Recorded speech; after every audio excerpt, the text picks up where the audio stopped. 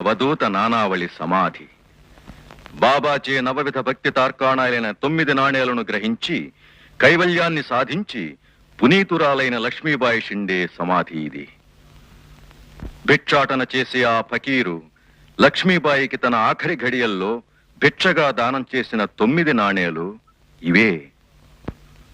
సాయిబాబా బంధువు కాని ఆత్మబంధువు బహిప్రాణమైన తాత్యా పాటిల్ సమాధి ఇదే. బాబాతో అనిర్వచనీయమైన అనుబంధాన్ని కలిగి ఉన్న మహల్సాపతి సమాధి ఇది.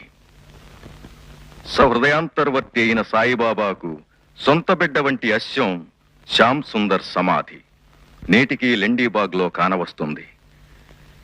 ఈ షిరిడీ గ్రామంలో ప్రవేశించే సకల మతస్థులు, సమస్త భక్తులు ఇది మానవ రూపంలో అవతరించిన సాయిదేవుడు సంచరించిన దివ్యస్థలం, శాంతి నిలయం అని గుర్తించి భక్తి భావనలతో చరిస్తారు.